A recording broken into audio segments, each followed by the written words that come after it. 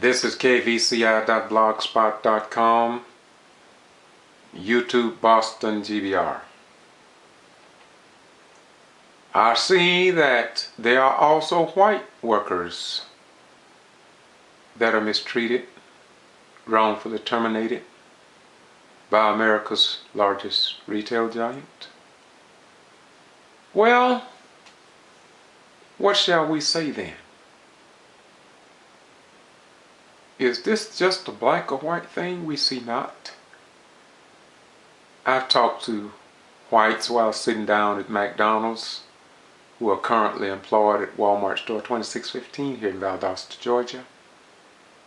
Some of their cases are worse than mine. Oh yeah. I just take their names and their phone numbers because I believe one day somebody gonna want to listen to this little South Georgia black African American concerned citizen, retired veteran from the United States Armed Forces that has been ignored. Yet America's largest retail giant believes that it can get away with ignoring its workers, not just me. While we were in Bentonville, I talked from 33,000 feet above ground directly to Mike Duke. And when we got to Memphis, Tennessee, I talked about how Dr. King stood up for the garbage workers in Memphis, Tennessee. That was my message to Mr.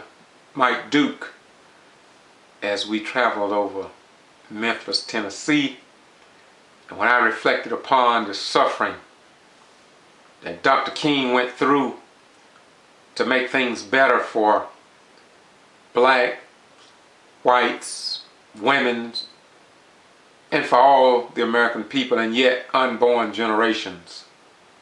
Yet, here in America, the workers work hard at Walmart stores across this nation only to be mistreated, fired,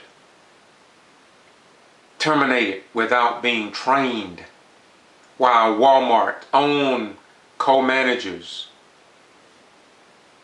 and assistant managers failed in their responsibilities to provide the American workers with any level of respect and dignity in the workplace. Here at store 2615, they have a fixture room that is OSHA needs to be called in. I'm told the people that work on the docks unloading trucks, system managers talk to them like they're in some third world communist nation, just driving them more work with less people. Then if they don't unload so many trucks, it's like what I was told about the slave days and the slave trade. But because we're living in these hard economic times now, it seems like it's all about making the fat cats cat fat and making everybody else act like rats. Yeah. And so that's the way the story goes. Here at Valdosta store number 2615, that's Walmart. And I'm told by people across town at 899 that a racial problem, race is a major issue. So now if somebody want to call me, or 60 minutes, 48 hours, somebody want to call me, I got the names of the people. Of course, they won't tell you this, but they'll tell you off the record. Because if they just think that a worker is talking to a union member or a member of our Walmart, I'm told by a reliable source, in fact, I got some recorded on a DVD that will be releasable in more details in my 4th year of this wrongful termination and being ignored for 4 years without even one question that I've asked being answered. You see, all I wanted them to do, all I wanted Mike Duke to do was to do what he would do if his mother, father, sister, brother, friend, child, uncle, auntie was terminated, and never provided a reason why they were terminated for inability to perform job as written on Walmart's own letter, on Walmart's own document. Yet Walmart themselves failed to train its workers, and then after they fail, after their co-managers, after their store managers, after their assistant managers, after the department managers fail to provide training to a worker, not just a regular worker, but to a department manager who is supposed to lead others, they just terminated him or her under the heading of inability to perform the job. Have you ever heard anything that ridiculous?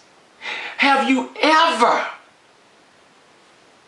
heard of anything so ridiculous?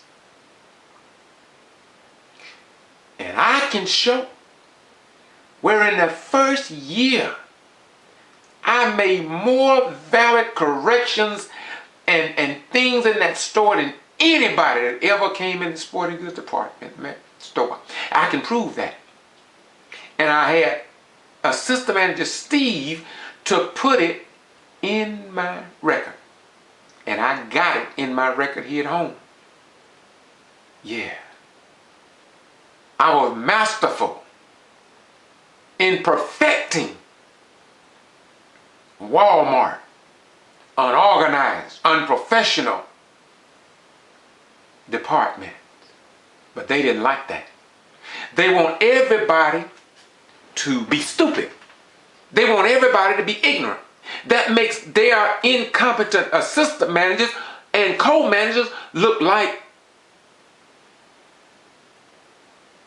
a light in a darkened room, when in truth, most of them are to blame.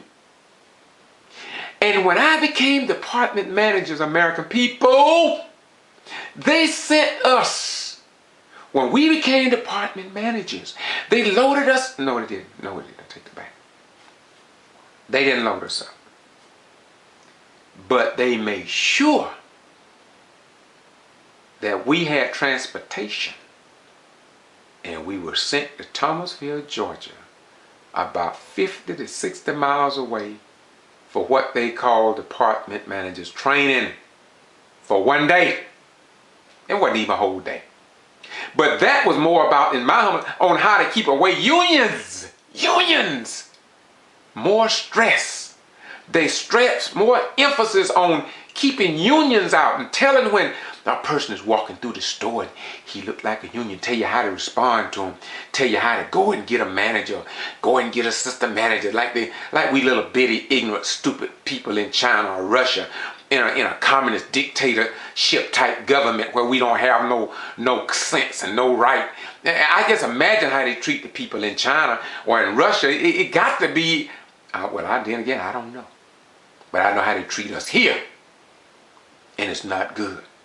And sooner or later, Walmart customers must get this information in their heads so they can help their mama, their father, their sister, their brother, their children, and their grandchildren, and their great-great-grandchildren, coming generation, and even the friends of their enemies. But they can't do it unless somebody speak up and tell the truth and expose Walmart for what it is. And it's not a good place for military, active duty personnel and retired military personnel to work. Expect equal justice as they did in the military, because it just won't happen. They don't care about you. Then they'll tell you, this is what they told me, oh, we are a Wal-Mart family. No good family will ignore their children. No good family will ignore their fathers, their mothers, their sisters, their brothers, as Wal-Mart ignores so many workers. And if 60 Minutes want me to give them some names, if 48 Hours want me to give them some names, if you want me to give them some video clippings, if you want me to direct you to somebody's house, just contact me. I'm so easy to find on the internet. But it's one thing about it. Other people, if you think I'm joking, check the internet. Check YouTube. More people now, and I go to ourwalmart.com, forrespect.org, and you hear the rest of the story. Find out what people are talking about. People are tired, and they're sick and tired of being tired, of sick and tired of watching Walmart just get rid of people because they know they can get others. And so everybody temporary hire, and the husband and wife got hours so screwed up they can't even see each other at home. And yet, because of the hard economic times. And so, I want you to know that as I close this out, and I begin to give you something that nobody else will give you, you don't have to thank me for what I'm doing. It's okay. But I want to say to you that sooner or later, you will see Wal-Mart be forced to change, or she will go down as ancient Rome.